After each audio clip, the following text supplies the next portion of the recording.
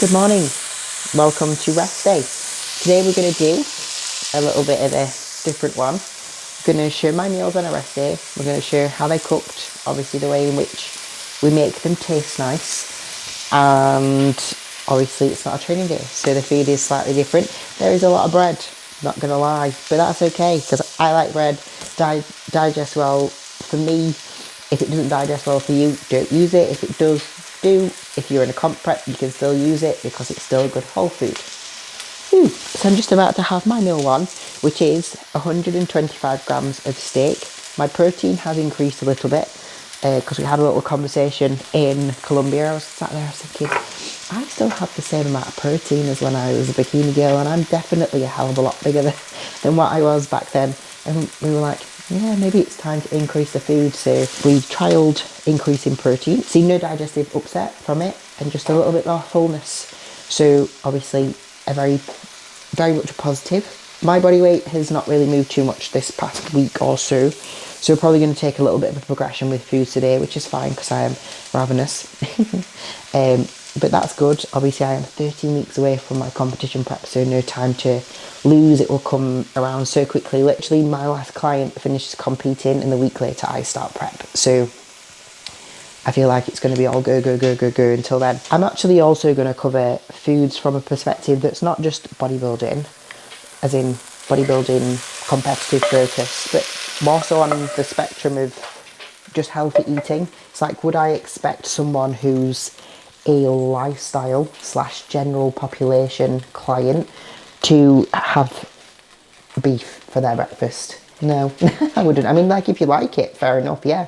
And if that's what you want, yeah. But I would never expect someone who's not a bodybuilder to kind of have that for breakfast. This matches my macros really well. I want to stick to whole, good foods. I'm not a massive fan of eggs. I have it once on a training day. Just because obviously they're good fats, they're good to have in when it's needed. But I would never expect a lifestyle client or anyone that doesn't enjoy it to have that. So I think if you've got someone telling that you have to have it because it's healthy, that's not the case. There's so many different foods that you can have that will give you the same things, and I'm hoping that today's video covers that and shows you a little bit more. So what we could do is you get the bloods and I get my blood labs guy to read them for us. I can read them, he can also interpret them a little bit so he can get you the support that we need, but actually do that together. So what I'd like to do, please, Monday, Tuesday, is do what I'd suggested to do Saturday and Sunday.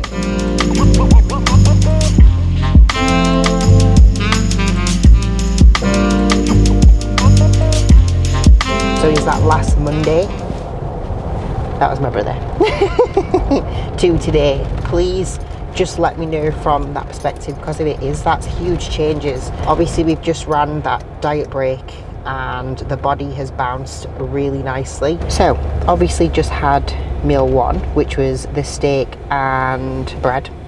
Obviously it doesn't look the most appetizing because there's not so much you can do in terms of making it look extra fancy when it comes to just steak and bread, but it's a nice little bit of vegetables in there. That's one good thing about our diets.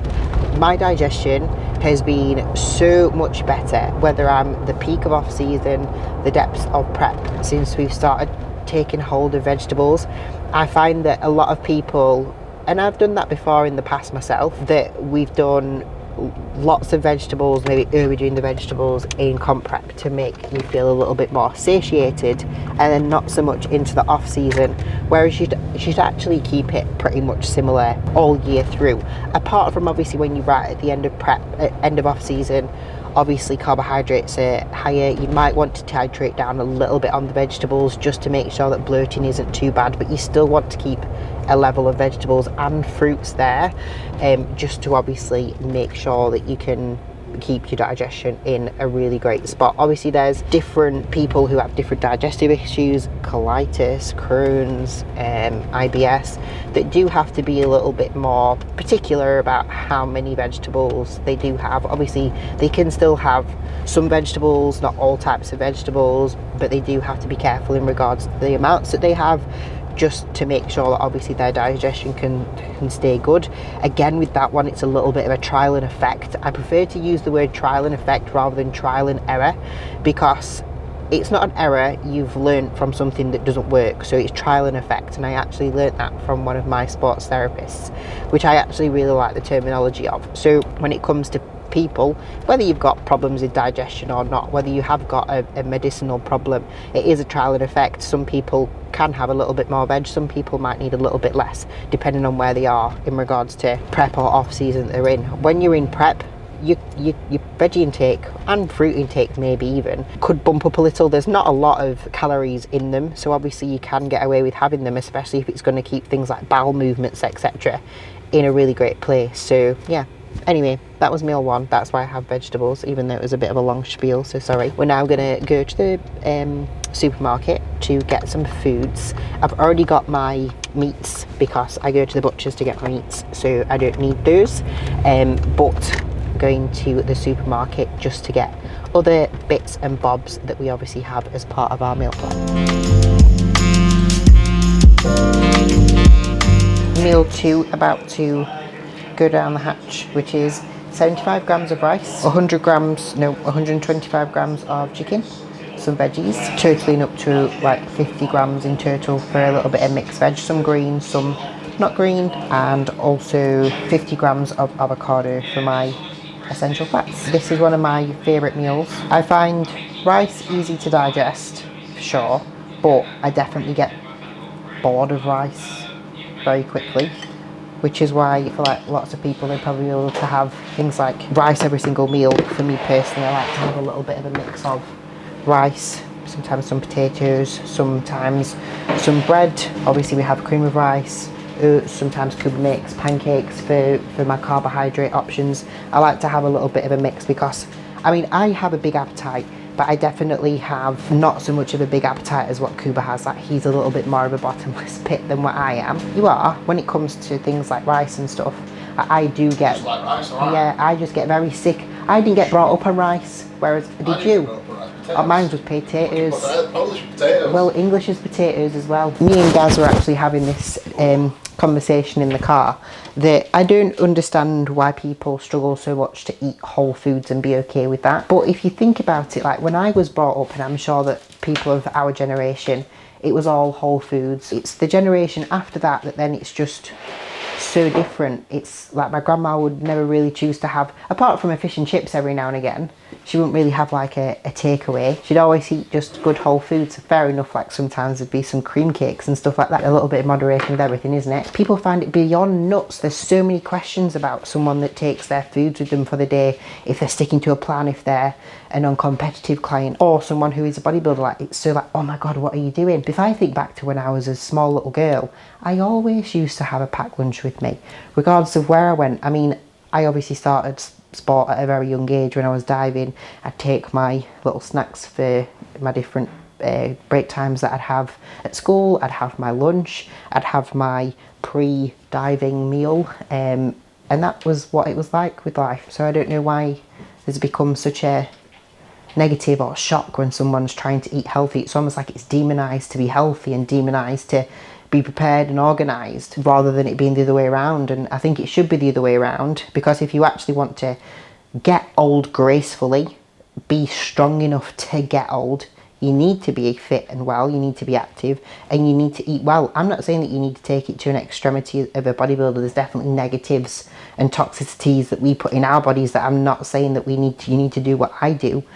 But if you're listening to the people that are on social media that are telling you that you need to eat a healthy, balanced diet, and you can't be going out and having things like Indians and things every single weekend, everything in moderation is fine, but you do have to make sure that you are filling your body with good quality foods and that you are getting some exercise. Otherwise, you are going to be out of shape. You're not going to be able to get old gracefully. And I do know that when you are a little bit out of shape mentally, that has a massive impact. Even if people don't want to pretend like it doesn't, it really does.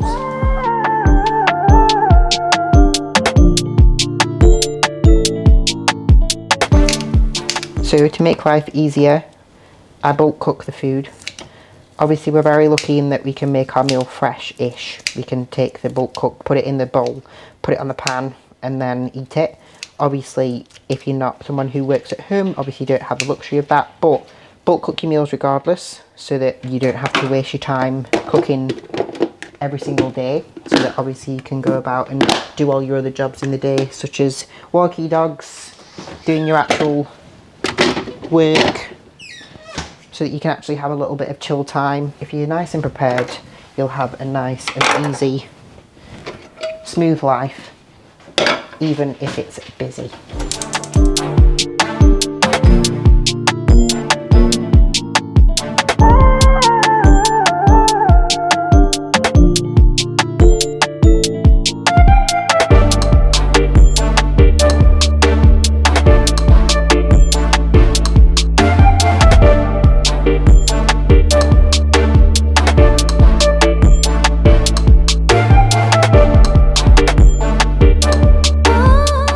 Okay, meal 3. I'm going to make it and then we're going to go to the supermarket again. Because the last time we went to the supermarket, they kicked us out because we had a camera there. Shame on you, Tesco's in Hoyland. Never been kicked out of the supermarket ever with YouTubes, and I've been doing them since 2020 now. So that's 3 years. It's the first time I've ever been kicked out of the supermarket, so that's a little bit strange. The guy was quite overweight as well, so I think that he could have done with my educational YouTube video. Sorry, I'm being really nasty now. I'm not being nasty, he actually could do with a little bit of help, and I'm not being horrible. Maybe my videos would actually do him some good. Anyway, meal 3, which is pretty much the repeat of meal 2, because I'm supposed to have 50 grams of avocado in one meal, 0 in the other chicken meal, but I like avocado, so I've literally just put 25 grams in both of them. Same across the day, means I enjoy my meal a little bit more. So, to make your meals taste lovely, obviously, sometimes you don't have time to be able to throw it on a pan. I do. If you don't have time to be able to throw it on a pan, you can add some herbs and seasoning to your chicken before you put it in your microwave or before you put it in your container. You can spray some little seasonings on there. For me personally, I love a little bit of paprika or a little bit of kind of curry styled ones. Today we've got a little bit of tikka curry powder on here. Per 100 grams, there is 300 calories in this, in a tub of, so well, if there was 100 grams of it, there'd be 300 calories, which would be 25 grams of carbs. I've used that little of it, that it's not registered on my scales, so what I'm going to say probably under 5 grams. And this whole thing has 80 grams in it, so you couldn't even have that amount of calories if you even tried. So a small little amount of it will make it taste lovely. To make it even nicer, when you put it on the pan and you've got it all warm, add a little bit of water. The water mixing with a little bit of spices makes it into a little bit more of a paste that then makes it extra lovely. And it's like you're having a little tikka masala for dinner. People don't want to come away from nice foods because they love the taste of them, when there's obviously better calorie options of things. It's like syrups. There's sugar-free syrups that you can now have instead of something like maple syrup. There's Frylight instead of butter that you can literally spray on your toast before you put it into the toaster. Yes, potentially it doesn't taste exactly the same, but after a while you will get used to it and you'll just like it just as much. In all honesty, now if I'm to have like a full fat Coke, or if I'm to have like a sticky toffee pudding that's obviously got all the syrup in, I actually really don't like the way in which I feel afterwards. I get like a real dry feeling in my mouth. I definitely feel very heavy in my tummy. I definitely feel very sick. Healthy eating is not a bad thing, and if you can actually find ways in which to cook things that are like the indulgent style foods that you do enjoy, you can eat anything and still get away with it. It's like fajitas are my favourite meals. I love fajita. I love Spanishy Mexican style foods. There's probably Spanish people listening to this thinking fajitas aren't even from this country, it's just what you've made up in the UK. Anyway, I love fajitas. I love tacos. When we went to Colombia, even though I was dieting, all the foods looked fantastic. I wish I could have eaten it. Refined beans, plantain, things like that, like amazing foods. You can have things like that and create for it to be healthy. It's just you have to choose to use alternative ingredients that are less calorific than the norm to make it, and you'll be onto a winner with enjoying all your foods. The more you enjoy your foods, the more you'll stick to it, the better things will be from a healthy eating perspective.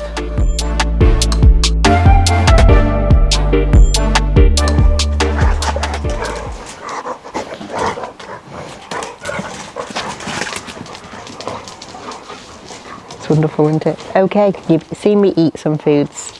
You've seen me do my do on a rest day. That was one thing I forgot to mention upstairs when I was on the call. That's actually for our excellence program. So each week we do 2 lectures. We do one that's a Q&A style and then one that's a lecture style, based upon so many different topics that we've thought about that is to do with bodybuilding from a health perspective, a lifestyle perspective, bodybuilding process, training, nutrition, God, all the works, literally everything. And then obviously throughout the time, if we feel like there's something that we feel needs covered based upon kind of frequently asked questions through our Q&As and stuff, obviously we will do that. But yeah, 2 lectures, one that's a Q&A and then one that is a lecture style informative video, almost like what we used to do for our clients, what we still do for our client. Each week we do a team call. It's like that setup in regards to people chatting away, but just obviously to aid coaches that are either new to the industry or those who want to further educate themselves to become better.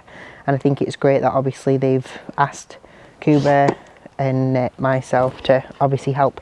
Obviously most is led by Kuba. Everything that I've learnt really is through Kuba. Obviously he's passed on his knowledge and then I've created some little methods myself and things like that, but he's been my base and fountain of knowledge, is that what you could call it? If you do want to get joined in, definitely pop us a message, because the people that are doing it at the moment seem to be really enjoying it and really loving it. So looking forward to that developing over time. That's rest day, guys. I'm going to have basically the repeat of my meal 1 in a minute, which is the steak and bread, and then I'm going to have pancakes, but that's actually just 75 grams of oats, 30 grams of whey, 100 grams of berries, 10 grams of dark chocolate created into a pancake. Swapping and changing macros so that I can, well, so that Kuba can create my pancakes to resemble a pancake. And the last meal is literally just a bowl of oats. But thank you for joining. Hopefully you enjoyed it. Please like, share, subscribe, all that fun stuff. Please let me know if there's anything that you'd like me to cover from potentially a non-Kuba perspective, could we call that? So yeah. Have a great, wonderful day, and I'll speak to you soon.